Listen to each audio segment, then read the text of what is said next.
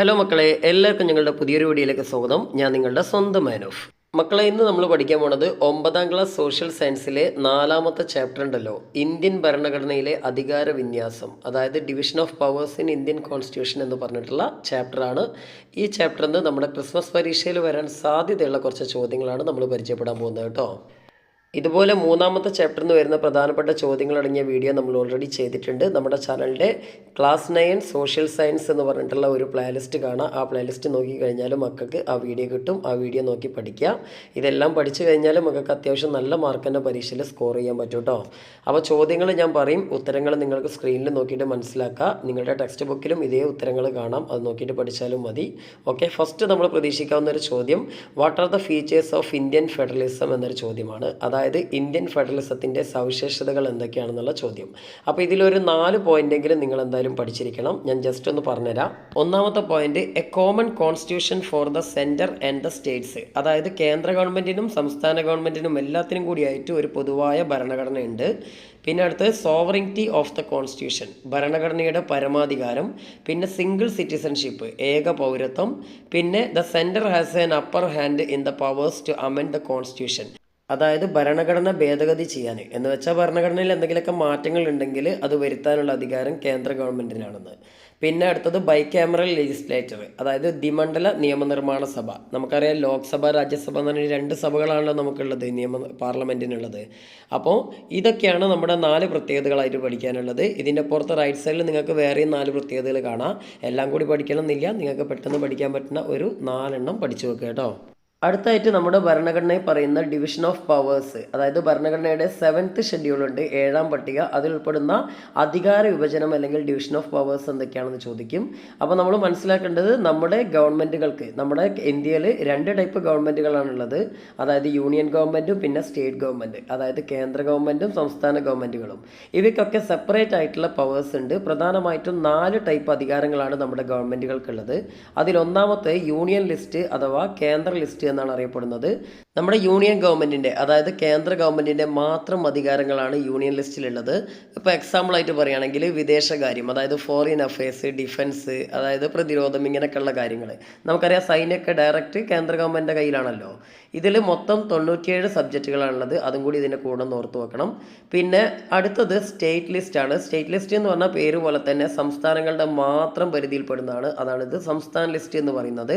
അപ്പോൾ ഒരു രാജ്യത്തിൻ്റെ, നമ്മുടെ ഇന്ത്യയുടെ സംസ്ഥാന ഗവൺമെൻറ്റുകളുടെ പ്രത്യേക അധികാരം എന്ന് പറഞ്ഞു കഴിഞ്ഞാൽ അഗ്രികൾച്ചർ, കൃഷി. നമ്മുടെ രാജ്യത്തെ കൃഷിയൊക്കെ അതത് സംസ്ഥാന ഗവൺമെൻറ്റുകളുടെ മാത്രം അധികാരമാണ്. അതുപോലെ ജയിൽ, ഇപ്പോൾ കേരള ഗവൺമെൻറ് അണ്ടറിൽ കേരളത്തിലെ ജയിലുകൾ, അതേപോലെ തന്നെ തമിഴ്നാടിൻ്റെ ജയിൽ, ഇങ്ങനെ ജയിൽ, പോലീസ്, ഇതൊക്കെ ഓരോ സ്റ്റേറ്റ് ഗവൺമെൻറ്റുകളുടെ അണ്ടറിലാണ്. അതിൽ സെൻട്രൽ ഗവൺമെൻറ്റിന് വലിയ റോളൊന്നുമില്ല. ഓക്കെ, അപ്പോൾ ഈ എക്സാമ്പിൾസ് ഒക്കെ നിങ്ങൾ പഠിക്കണം കേട്ടോ. ചിലപ്പോൾ നിങ്ങൾക്ക് കുറേ എക്സാമ്പിൾ മാത്രം തന്നിട്ട് അതിനെ യൂണിയൻ ലിസ്റ്റ്, അതേപോലെ തന്നെ സ്റ്റേറ്റ് ലിസ്റ്റ്, കൺകറൻറ്റ് ലിസ്റ്റ് എന്നൊക്കെ ക്ലാസിഫൈ ചെയ്യാൻ ചിലപ്പം പറഞ്ഞു വരും. അപ്പോൾ എക്സാമ്പിളും കൂടി പഠിക്കാം. ഇനി 3ാമത്തെ കൺകറൻറ്റ് ലിസ്റ്റാണ്. കൺകറൻറ്റ് ലിസ്റ്റ് എന്ന് പറഞ്ഞാൽ തന്നെ ഈ 2 പേർക്കും, യൂണിയൻ ഗവൺമെൻറ്റിനും സ്റ്റേറ്റ് ഗവൺമെൻറ്റിനും, അതായത് കേന്ദ്ര ഗവൺമെൻറ്റിനും സംസ്ഥാന ഗവൺമെൻറ്റിനും ഒരുപോലെ അധികാരമുള്ള വിഭാഗങ്ങളാണ്. അതിന് എക്സാമ്പിളായിട്ട് പറയുകയാണെങ്കിൽ നമ്മുടെ എഡ്യൂക്കേഷൻ, വിദ്യാഭ്യാസം തന്നെയാണ്. നമുക്കറിയാം ഇവിടെ കേന്ദ്ര ഗവൺമെൻറ്റും വിദ്യാഭ്യാസ സ്ഥാപനങ്ങൾ നടത്തുന്നുണ്ട്, സംസ്ഥാന ഗവൺമെൻറ്റുകളും ഉണ്ട് അല്ലേ. പിന്നെ അതുപോലെ തന്നെയാണ് ഹെൽത്ത് കെയർ, അതായത് ആരോഗ്യം. പിന്നെ അതേപോലെ തന്നെ ഫോറസ്ട്രി, വനം, ഇങ്ങനെയുള്ള കുറേ കാര്യങ്ങളുണ്ട്. പിന്നെ അടുത്തത് റെസിജ്വറി പവേഴ്സ് ആണ്, അതായത് അവശേഷിക്കുന്ന അധികാരങ്ങൾ. ഇതെന്താ സംഭവം എന്ന് പറഞ്ഞു കഴിഞ്ഞാൽ, നേരത്തെ നമ്മൾ പറഞ്ഞ യൂണിയൻ ലിസ്റ്റിലും അതേപോലെ തന്നെ സംസ്ഥാന ലിസ്റ്റിലും അതേപോലെ തന്നെ കൺകറൻറ്റ് ലിസ്റ്റ് ഉണ്ടല്ലോ, സമവർത്തി ലിസ്റ്റ്, ഈ 3 ലിസ്റ്റിലും ഉൾപ്പെടാത്ത കുറച്ച് വിഷയങ്ങളുണ്ടല്ലോ. ആ വിഷയങ്ങളെല്ലാം ഉൾപ്പെടുത്തിയിട്ടുള്ള അധികാരങ്ങളാണ് നമ്മുടെ ഈ റെസിജ്വറി പവേഴ്സ് അല്ലെങ്കിൽ അവശേഷിക്കുന്ന അധികാരങ്ങൾ എന്ന് പറയുന്നത്. ഇതും ആരുടെ, യൂണിയൻ ഗവൺമെൻറ്, കേന്ദ്ര ഗവൺമെൻറ്റിൻ്റെ പരിധിയിൽ പെടുന്നത് തന്നെയാണ്. ഇതിനൊരു എക്സാമ്പിളാണ് സൈബർ ലോസ്, അതായത് സൈബർ നിയമങ്ങൾ കേട്ടോ. ഇനി അടുത്ത ചോദ്യം, നമ്മുടെ ലെജിസ്ലേറ്റർ ഉണ്ടല്ലോ, അതായത് നിയമനിർമ്മാണ സഭ, ഇന്ത്യയിൽ നിയമങ്ങൾ ഉണ്ടാക്കുന്ന സഭ. അതിന് നമ്മൾ വിളിക്കുന്ന പേര് പാർലമെൻറ്റ് എന്നാണ്. അപ്പോൾ നിങ്ങൾക്ക് 2 രീതിയിൽ ചോദ്യങ്ങൾ വരാം. ഒന്നുകിൽ ലെജിസ്ലേറ്റർ അഥവാ നിയമനിർമ്മാണ സഭയുടെ ഫംഗ്ഷൻസ് എന്തൊക്കെയാണെന്ന് ചോദിക്കാം, അതല്ലെങ്കിൽ പാർലമെൻറ്റിൻ്റെ പ്രധാനപ്പെട്ട ഫംഗ്ഷൻസ്, ചുമതലകൾ എന്തൊക്കെയാണെന്ന് ചോദിക്കാം. എന്തായാലും ഒരു 4 പോയിന്റെങ്കിലും പഠിച്ചു വെക്കുക. ഏറ്റവും പ്രധാനപ്പെട്ട ഫംഗ്ഷൻ എന്ന് പറഞ്ഞാൽ ലോ മേക്കിംഗ്, നിയമങ്ങൾ ഉണ്ടാക്കുക തന്നെയാണ്. രണ്ടാമത്തെ കൺട്രോൾ ഓവർ ദ എക്സിക്യൂട്ടീവ്, അതായത് എക്സിക്യൂട്ടീവിനെ നിയന്ത്രിക്കുക എന്നുള്ളതാണ്. അടുത്തത് acts as a custody custodian of the public treasury, പൊതുഖജനാവിൻ്റെ സംരക്ഷകനായിട്ട് പ്രവർത്തിക്കുക എന്നുള്ളതാണ്. പിന്നെ വേറൊന്ന് act as the judicial authority in impeachment, അതായത് ഇംപീച്ച്മെൻറ്റ് നടപടികളിൽ ജുഡീഷ്യൽ അധികാരിയായി പ്രവർത്തിക്കുക. ഈ ഇംപീച്ച്മെൻറ്റ് എന്നൊക്കെ പറഞ്ഞു കഴിഞ്ഞാൽ രാഷ്ട്രപതിയൊക്കെ നീക്കം ചെയ്യുന്ന പരിപാടിയാണ് കേട്ടോ. പിന്നെ അടുത്തത് participate in the presidential and vice presidential election, അതായത് രാഷ്ട്രപതിനും ഉപരാഷ്ട്രപതിനൊക്കെ തിരഞ്ഞെടുക്കുന്ന ഇലക്ഷനുകളിൽ പങ്കെടുക്കുക. അതായത് നമ്മുടെ ഈ പാർലമെൻറ്റിൽ ലോക്സഭ രാജ്യസഭ എന്ന് പറഞ്ഞ 2 സഭകളാണ് പാർലമെൻറ്റിലുള്ളത്. ഇതിലെ MP-മാർ മെമ്പർ ഓഫ് പാർലമെൻറ്റ്സ് ചേർന്നിട്ടാണ് നമ്മുടെ രാഷ്ട്രപതിയും അതുപോലെ തന്നെ ഉപരാഷ്ട്രപതിയൊക്കെ തിരഞ്ഞെടുക്കുന്നത് കേട്ടോ. അപ്പോൾ ഇതിൽ നിങ്ങൾക്ക് പഠിക്കാൻ എളുപ്പമുള്ള ഏതെങ്കിലും ഒരു 4 ഫംഗ്ഷൻസ് പഠിക്കുക. പാർലമെൻറ്റിൻ്റെ ഫംഗ്ഷൻസ് ആണെന്ന് ഓർക്കുക കേട്ടോ. അടുത്ത നിങ്ങൾക്ക് ചോദിക്കാനുള്ള സാധ്യത ലോക്സഭ അല്ലെങ്കിൽ രാജ്യസഭയുടെ ഫീച്ചേഴ്സാണ്. ഇവിടെ ഇപ്പോൾ തന്നിരിക്കുന്നത് ലോക്സഭയുടെ ഫീച്ചേഴ്സാണ്. അപ്പോൾ നമുക്കറിയാം ലോക്സഭ എന്നത് അറിയപ്പെടുന്നത് തന്നെ ലോവർ ഹൗസ് എന്ന പേരിലാണ്, അതായത് അധോമണ്ഡലം എന്ന പേരിലാണ്. പിന്നെ ഇവിടേക്കുള്ള അധികാരികൾ, അതായത് നമ്മുടെ ലോക്സഭയിലേക്കുള്ള മെമ്പർമാർ MP എന്നറിയപ്പെടും. ഇവരെ തിരഞ്ഞെടുക്കുന്നത് ജനങ്ങൾ നേരിട്ടാണ്.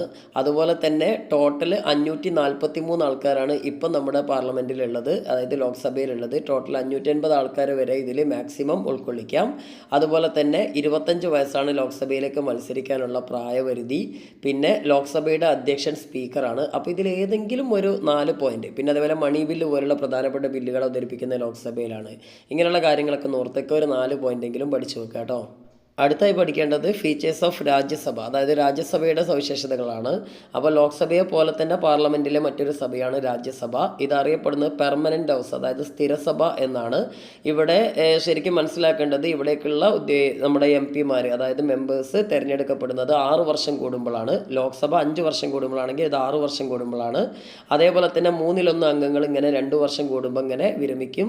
ആ ഒഴിവുകളിലേക്ക് പുതുതായി തിരഞ്ഞെടുപ്പ് നടക്കുകയും ചെയ്യും. അതുകൊണ്ട് തന്നെയാണ് ഇതിനെ സ്ഥിരസഭ എന്ന് പറയുന്നത് തന്നെ. പിന്നെ ഉപരാഷ്ട്രപതിയാണ് ലോക്സഭയുടെ അധ്യക്ഷൻ, മറ്റേ സ്പീക്കറാണ്. ഇവിടെ രാജ്യസഭയുടേത് ഉപരാഷ്ട്രപതിയാണ്. 1 വേർഡ് ക്വസ്റ്റ്യൻ ആയിട്ടൊക്കെ ചിലപ്പോൾ ചോദിക്കും കേട്ടോ. പിന്നെ അതായത് വൈസ് പ്രസിഡന്റ് കേട്ടോ. പിന്നെ 250 അംഗങ്ങളാണ് ഇവിടെ മാക്സിമം ഉള്ളത്. അതിൽ 238 ആൾക്കാരെ തെരഞ്ഞെടുപ്പിലൂടെയും 12 ആൾക്കാരെ രാഷ്ട്രപതി നേരിട്ട് നാമനിർദ്ദേശം ചെയ്യുകയാണ് ചെയ്യുക. അപ്പോൾ ഈ പറഞ്ഞ പോയിന്റുകളിൽ ഏതെങ്കിലും ഒരു 4 പോയിന്റ് മക്കൾ പഠിച്ചു വെക്കാം കേട്ടോ.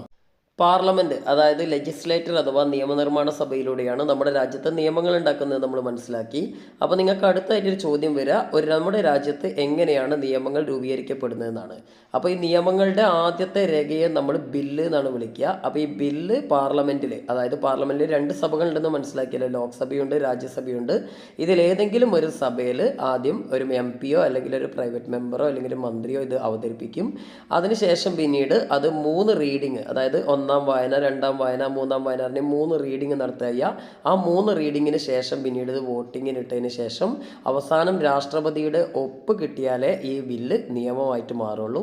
അപ്പോൾ നിങ്ങൾക്ക് പരീക്ഷയ്ക്ക് ചോദിക്കുക എങ്ങനെയാണ് ഒരു ബില്ല് നിയമമായിട്ട് മാറുക എന്നുള്ളതാണ്. അപ്പോൾ ഈ സ്ക്രീനിൽ കാണുന്ന ഉത്തരം അതേപോലെ പഠിച്ചു വെക്കുക കേട്ടോ. നമ്മുടെ ഭരണ സംവിധാനം, അതായത് അഡ്മിനിസ്ട്രേഷൻ്റെ പ്രധാനപ്പെട്ട 3 ഘടകങ്ങളാണല്ലോ പാർലമെൻറ്റും അതേപോലെ തന്നെ എക്സിക്യൂട്ടീവും ജുഡീഷ്യറി, അതായത് നിയമനിർമ്മാണ സഭ, കാര്യനിർവഹണ വിഭാഗം, പിന്നെ അതേപോലെ തന്നെ നീതിന്യായ വിഭാഗം. അപ്പോൾ ഇതിൽ ഈ ഒരു പാർലമെൻറ്റിനെ കുറിച്ച് ഇപ്പോൾ നമ്മൾ മനസ്സിലാക്കി. ഇനി അടുത്തത് എക്സിക്യൂട്ടീവ് അഥവാ കാര്യനിർവഹണ വിഭാഗമാണ്. ഈ എക്സിക്യൂട്ടീവ് അല്ലെങ്കിൽ കാര്യനിർവഹണ വിഭാഗത്തിൻ്റെ തലവനാണ് പ്രസിഡന്റ് അഥവാ രാഷ്ട്രപതി. അപ്പോൾ ഈ രാഷ്ട്രപതിയുടെ പ്രധാനപ്പെട്ട ചുമതലകൾ എന്തൊക്കെയാണെന്നൊക്കെ നിങ്ങൾക്ക് പരീക്ഷയ്ക്ക് ചോദിക്കാൻ സാധ്യതയുണ്ട്. അപ്പോൾ നമുക്കറിയാം രാഷ്ട്രപതിയെ തിരഞ്ഞെടുക്കുന്നത് ഒരു ഇലക്ട്രൽ കോളേജാണ്. ആ ഇലക്ട്രൽ കോളേജിൽ നമ്മൾ നേരത്തെ പറഞ്ഞ ലോക്സഭയിലെയും രാജ്യസഭയിലെയും അംഗങ്ങൾ, അതായത് MP-മാർ മൊത്തം ഉണ്ടാവും, പാർലമെൻറ്റിലെ അംഗങ്ങൾ. പിന്നെ അത് കൂടാതെ member of state legislative assembly, നമ്മൾ MLA-മാരെന്ന് വിളിക്കില്ലേ, ഇവരുണ്ടാവും.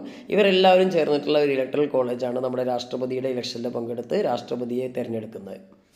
അതുപോലെ ഇന്ത്യൻ രാഷ്ട്രപതിയായിട്ട് മത്സരിക്കാനുള്ള പ്രായപരിധി എന്ന് പറഞ്ഞാൽ 35 വയസ്സാണ്. നേരത്തെ നമ്മൾ കണ്ടു ലോക്സഭയിലേക്ക് മത്സരിക്കാൻ 25 വയസ്സ്, രാജ്യസഭയിലേക്ക് 30 വയസ്സ്, രാഷ്ട്രപതിയാവാനും 35 വയസ്സ്. ഇതൊക്കെ ഓർത്ത് വെക്കണം, ചിലപ്പോൾ 1 വേർഡ് ക്വസ്റ്റ്യൻ ഒക്കെ ചോദിക്കാം കേട്ടോ. പിന്നെ അതേപോലെ തന്നെ നമ്മുടെ രാഷ്ട്രപതിയുടെ പ്രധാനപ്പെട്ട ജോലികൾ എന്തൊക്കെയാണെന്ന് നിങ്ങൾക്ക് ചോദിക്കും. 5 വർഷത്തേക്കാണ് രാഷ്ട്രപതിയെ തിരഞ്ഞെടുക്കുന്നത്. അപ്പോൾ നിങ്ങൾക്ക് വരാനുള്ളൊരു സാധ്യതയുള്ളൊരു ക്വസ്റ്റ്യൻ എന്ന് പറഞ്ഞു കഴിഞ്ഞാൽ ഫങ്ഷൻസ് ഓഫ് പ്രസിഡന്റ്, അതായത് രാഷ്ട്രപതിയുടെ ചുമതലകളാണ്. അപ്പോൾ നിങ്ങൾക്ക് ഈ ഒരു പാരഗ്രാഫിൻ്റെ ലാസ്റ്റിൽ കൊടുത്തിട്ടുണ്ട് കുറേ ചുമതലകൾ, അതിലൊരു 4 പഠിക്കുക. 1, സമ്മൺ ദ പാർലമെൻറ്റ് വിളിച്ചു കൂട്ടുക. പിന്നെ ഡിസോൾവ് ലോക്സഭ, അതായത് ലോക്സഭ പിരിച്ചുവിടുക. Appoint prime minister and council of ministers, judges of supreme court, high court, state governors, ഇങ്ങനെയുള്ള കുറേ കാര്യങ്ങൾ. അതായത് പ്രൈം മിനിസ്റ്ററെ, സുപ്രീം കോടതി ഹൈക്കോർട്ടിലൊക്കെ ജഡ്ജിമാരെ, പിന്നെ ഗവർണർമാരെ, ഇവരെയൊക്കെ അപ്പോയിൻറ്റ് ചെയ്യുക. അതേപോലെ തന്നെ ഡിക്ലറേഷൻ ഓഫ് എമർജൻസി, അതായത് എമർജൻസി അല്ലെങ്കിൽ അടിയന്തരാവസ്ഥ പ്രഖ്യാപിക്കുക. ഇതൊക്കെ നമ്മുടെ ഈ ഒരു പ്രസിഡന്റിൻ്റെ ഫംഗ്ഷൻസ് ആണ്. പിന്നെ കമാൻഡർ ഇൻ ചീഫ്, അതായത് സൈന്യത്തിൻ്റെ സർവ്വസൈന്യാധിപനായിട്ട് വർക്ക് ചെയ്യുക. അപ്പോൾ മക്കൾ ഇതിൽ ഏതെങ്കിലും ഒരു 4 പോയിന്റ്, 4 ചുമതലകൾ പഠിച്ചു വെക്കുക കേട്ടോ. അടുത്തായിട്ട് നമുക്ക് പഠിക്കാനുള്ളത് മന്ത്രിസഭയുടെ ചുമതലകളാണ്. അതായത് കൗൺസിൽ ഓഫ് മിനിസ്റ്റേഴ്സിൻ്റെ ഫംഗ്ഷൻ. നമുക്കറിയാം മന്ത്രിസഭയുടെ അല്ലെങ്കിൽ കൗൺസിൽ ഓഫ് മിനിസ്റ്റേഴ്സിൻ്റെ ഹെഡ് എന്ന് പറഞ്ഞാൽ പ്രൈം മിനിസ്റ്ററാണ്. അപ്പോൾ പ്രൈം മിനിസ്റ്റർ അടക്കമുള്ള മറ്റു മന്ത്രിമാരും എല്ലാവരും ചേർന്ന ഒരു സമിതിയാണ് കൗൺസിൽ ഓഫ് മിനിസ്റ്റേഴ്സ് എന്നറിയപ്പെടുന്നത്. ഇവരുടെ ചുമതലകൾ എന്ന് പറഞ്ഞാൽ ഒന്ന് അഡ്മിനിസ്ട്രേഷൻ തന്നെയാണ്, രാജ്യത്തിൻ്റെ ഭരണം നടത്തുക എന്നുള്ളത് തന്നെയാണ്. പിന്നെ അടുത്ത point formulation of national and foreign policies, അതായത് ദേശീയ നയവും വിദേശ നയവും ഒക്കെ രൂപീകരിക്കുക. പിന്നെ coordinate the activities of various department, പല ഡിപ്പാർട്ട്മെൻറ്റുകൾ രാജ്യത്തുണ്ടല്ലോ, അതിൻ്റെ എല്ലാം പ്രവർത്തനങ്ങളെ ഏകോപിപ്പിക്കുക. പിന്നെ draft the bills and audience, അതായത് ബില്ലുകളും അതേപോലെ തന്നെ ഓഡിയൻസുകളൊക്കെ ഡ്രാഫ്റ്റ് ചെയ്യുക. ഇങ്ങനെ ഇതിലേതെങ്കിലും ഒരു 4 പോയിന്റുകൾ മക്കൾ പഠിച്ചു വെക്കാം കേട്ടോ. ഇനി നമ്മുടെ നീതിന്യായ വിഭാഗം, അതായത് നമ്മുടെ ജുഡീഷ്യറിയുടെ ഹെഡ് എന്ന് പറയുന്നത് സുപ്രീം കോടതി തന്നെയാണ്. അപ്പോൾ സുപ്രീം കോടതിയുടെ അല്ലെങ്കിൽ സുപ്രീം കോർട്ടിൻ്റെ പ്രധാനപ്പെട്ട പവേഴ്സ് എന്തൊക്കെയാണ്, അധികാരങ്ങൾ എന്തൊക്കെയാണെന്നുള്ളൊരു ചോദ്യം വരും. അപ്പോൾ നിങ്ങൾക്ക് ഇവിടെ ടൈറ്റിൽ കൊടുത്ത ഈ 4 പോയിന്റുകളെങ്കിലും പഠിച്ചു വെക്കുക. അതേപോലെ തന്നെ അതിൻ്റെ താഴെയുള്ള എക്സ്പ്ലനേഷനിൽ ഓരോ പോയിന്റുകളും ഒന്ന് പഠിച്ചു വെച്ചാൽ അത്രയും നല്ല കേട്ടോ. ഒന്നാമത്തത് ഒറിജിനൽ ജൂറിഡിക്ഷനാണ്, അതായത് ഉത്ഭവാധികാരം എന്ന് പറയും. സുപ്രീം കോടതിക്ക് മാത്രം പരിഹരിക്കാൻ കഴിയുന്ന ചില വിഷയങ്ങളാണ് ഇതിലുള്ളത്. അപ്പോൾ ഉദാഹരണമായിട്ട് പറയുകയാണെങ്കിൽ സെൻട്രൽ സ്റ്റേറ്റ് ഡിസ്പ്യൂട്ട്സ്, അതായത് നമ്മുടെ സ്റ്റേറ്റ് ഗവൺമെൻറ് സെൻട്രൽ ഗവൺമെൻറ്റുകളും തമ്മിലുള്ള കലഹങ്ങളുണ്ടല്ലോ, അത് പരിഹരിക്കാൻ ഏതെങ്കിലും സ്റ്റേറ്റ് ഗവൺമെൻറ്റിൻ്റെ കോടതിക്ക് കഴിയില്ലല്ലോ. അപ്പോൾ അതൊക്കെ പരിഹരിക്കേണ്ടത് സുപ്രീം കോടതിയാണ്. പിന്നെ അടുത്തത് അപ്പീലിയേറ്റ് ജൂറിഡിക്ഷൻ എന്ന് പറയും, അതായത് അപ്പീൽ പരിഗണിക്കാനുള്ള അധികാരം. അതായത് സുപ്രീം കോടതി ഏറ്റവും ഉയർന്ന കോടതിയാണല്ലോ, അതുകൊണ്ട് തന്നെ അതിൻ്റെ താഴേക്കുള്ള ഏത് കോടതിയിൽ നിന്ന് വരുന്ന കേസുകളുടെയും അപ്പീലുകൾ സ്വീകരിക്കാനുള്ള അധികാരം സുപ്രീം കോടതിക്കാണ്. പിന്നെ അഡ്വൈസറി ജൂറിഡിക്ഷനാണ് അടുത്തത്, അതായത് ഉപദേശക അധികാരം. രാഷ്ട്രപതി ആവശ്യപ്പെടുന്ന സമയത്ത് നമുക്ക് ഏത് വിഷയത്തെക്കുറിച്ചും നിയമപരമായിട്ട് ഉപദേശം കൊടുക്കാൻ സുപ്രീം കോടതിക്ക് അധികാരമുണ്ട്. അപ്പോൾ രാഷ്ട്രപതിക്ക് എന്നല്ല, ഗവൺമെൻറ്റിനൊക്കെ എന്തെങ്കിലും നിയമപരമായിട്ടുള്ള ഉപദേശം വേണമെങ്കിൽ അതൊക്കെ കൊടുക്കേണ്ടത് സുപ്രീം കോടതിയാണ്. പിന്നെ റിട്ട് ജൂറിഡിക്ഷൻ, അതായത് റിട്ട് അധികാരങ്ങളാണ്. മൗലികാവകാശത്തിൽ എന്തെങ്കിലും ലംഘനങ്ങളൊക്കെ വന്നാൽ അതിൻ്റെ ഭാഗമായിട്ടുള്ള പരിഹാരങ്ങൾ കണ്ടെത്തേണ്ടത് സുപ്രീം കോടതിയാണ്. അപ്പോൾ സുപ്രീം കോടതിയൊക്കെ പുറപ്പെടുവിക്കുന്ന ഉത്തരവുകൾക്കാണ് നമ്മൾ റിട്ടുകൾ എന്ന് പറയുക. അതൊന്ന് ഡീറ്റെയിൽഡ് ആയിട്ട് പഠിക്കേണ്ട കാര്യങ്ങളൊന്നും മനസ്സിലാക്കിയാൽ മതി. അപ്പോൾ ഇതിൽ ഏതെങ്കിലും ഒരു 4 എണ്ണം മക്കൾ പഠിച്ചു നോക്കുക കേട്ടോ. അപ്പോൾ ഇത്രയും ചോദ്യങ്ങൾ പഠിച്ചു കഴിഞ്ഞാൽ നിങ്ങൾക്ക് 4ാമത്തെ ചാപ്റ്ററിലെ മാക്സിമം മാർക്കുകൾ തന്നെ സ്കോർ ചെയ്യാൻ പറ്റും. അപ്പോൾ ഇതൊക്കെ ഒന്ന് പഠിച്ചു വെക്കുക. ഓക്കെ, എല്ലാവർക്കും ഓൾ ദ ബെസ്റ്റ്. അടുത്ത വീഡിയോ ആയിട്ട് കാണാം.